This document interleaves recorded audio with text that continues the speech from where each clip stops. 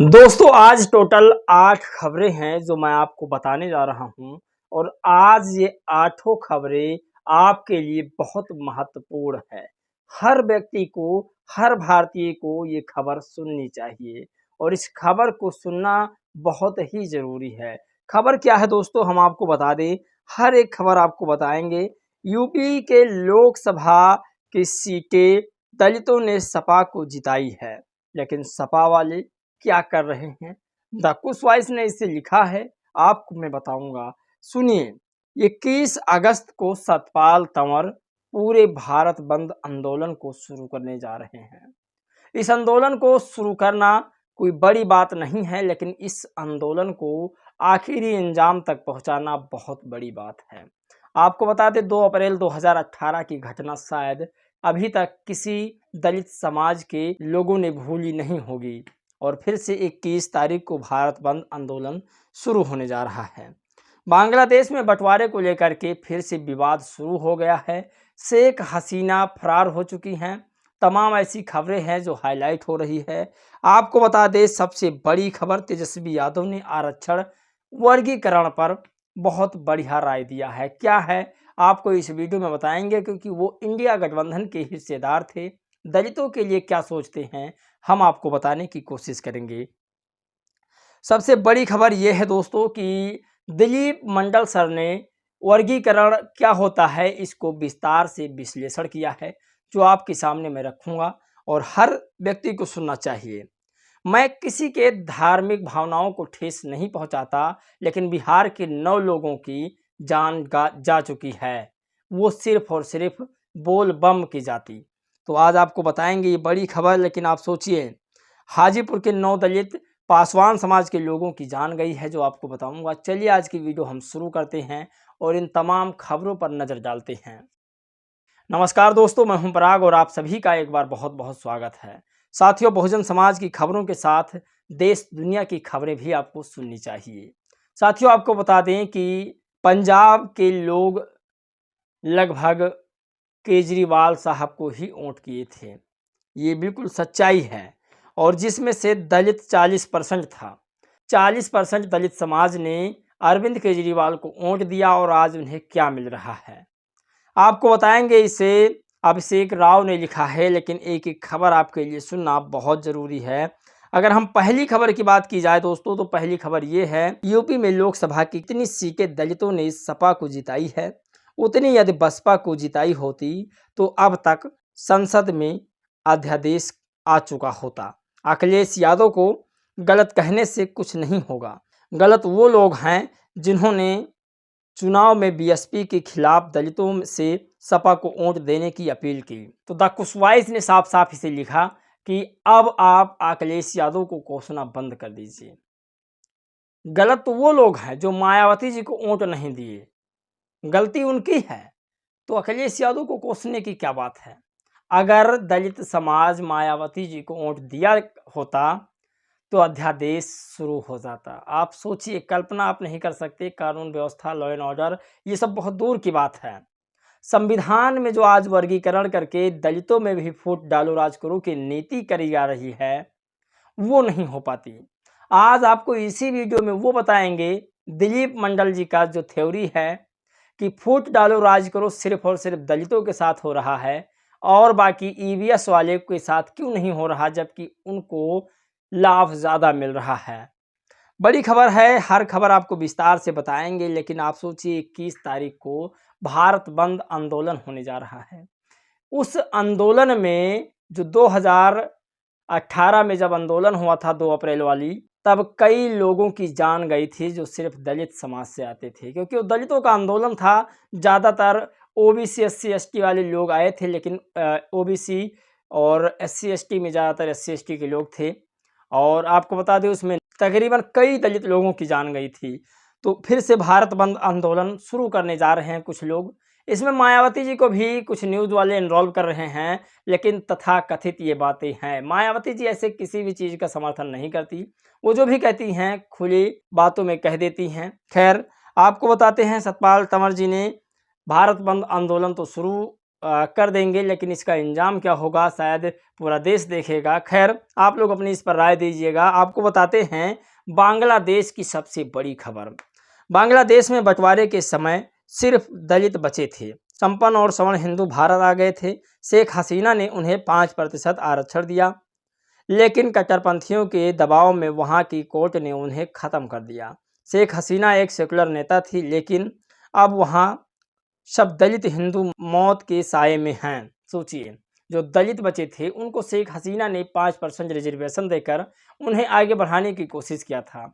Supreme court जैसे इस समय वर्गीकरण करके भारत में वर्गीकरण हो रहा है आरक्षण का, वैसे वहां पर ख़त्म कर दिया था सुप्रीम कोर्ट ने। आज सुप्रीम कोर्ट ने अगर आरक्षण नहीं ख़त्म किया होता बांग्लादेश में, तो ये जो आगजनी हो रहा है, शेख हसीना भाग चुकी हैं, ये सब नहीं होता। खैर, आपको बताते हैं बड़ी खबर कि तेजस्वी यादव ने क्या कहा है। आरक्षण का आधार आर्थिक नहीं, बल्कि ईगो से समाज में व्याप्त सामाजिक भेदभाव, छुआछूत और सामाजिक पिछड़ापन है। कम से कम अखिलेश यादव एक जबान यही बोल देते जो तेजस्वी यादव ने बोला है। तेजस्वी यादव ने कहा कि अगर SC/ST का आरक्षण वर्गीकरण हो रहा है तो ये आर्थिक उन्मूलन प्रोग्राम नहीं है, ये अनटचेबिलिटी उन्मूलन प्रोग्राम है, और इसके तहत आरक्षण वर्गीकरण नहीं किया जा सकता, ना ही ख़त्म किया जा सकता है। और लोग कहते हैं कि अब ये अमीर हो चुके हैं तो आरक्षण ख़त्म हो जाना चाहिए। दरअसल जब तक छुआछूत भेदभाव जाति पात रहेगा तब तक आरक्षण रहेगा। आरक्षण है लोगों को अपने आप में डेवलप करने की और एक बड़े मुकाम पर पहुंचने की। समझ में आया? और तब भी आरक्षण नहीं ख़त्म कर सकते जब तक उसके साथ जातिगत भेदभाव होता रहेगा।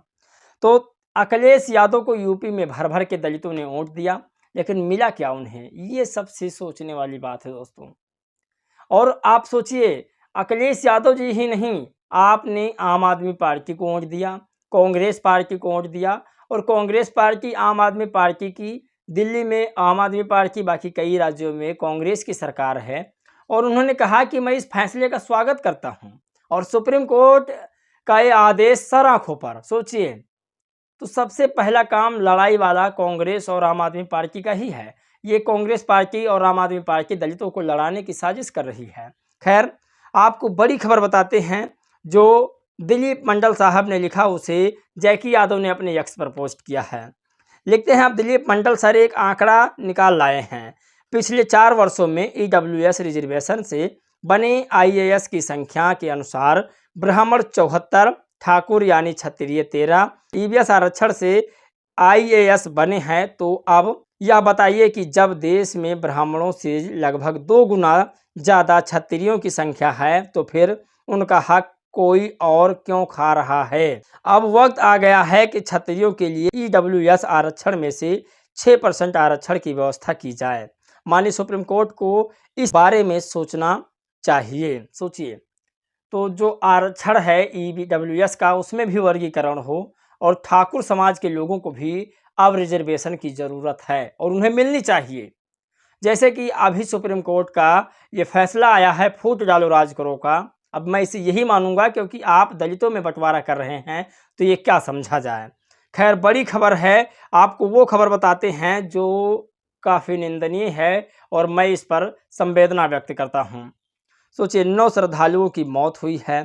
रवि कुमार 18 वर्ष, राजा 18 वर्ष, नवीन कुमार, आशीष कुमार 16 वर्ष, अशोक कुमार, चंदन कुमार, आशीष कुमार और आमोद कुमार, जबकि सुमन कुमार, ये तकरीबन 15 साल, 18 साल, 16 साल, 40 साल के अंदर अंदर जितने भी लोग थे, उनकी मौत हो चुकी है। कहने का मतलब, बोलबम कांवड़ियों के रूप में इनकी मौत हुई है।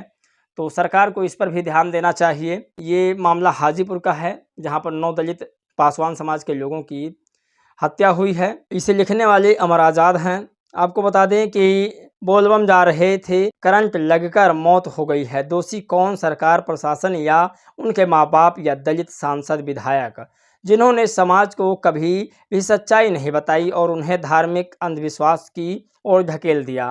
मुझे बहुत गुस्सा आ रहा है कि हमारा समाज आज भी शिक्षा से ज़्यादा धार्मिक अंधविश्वासों को बढ़ावा दे रहा है। सोचिए, ये सबसे बड़ी खबर है।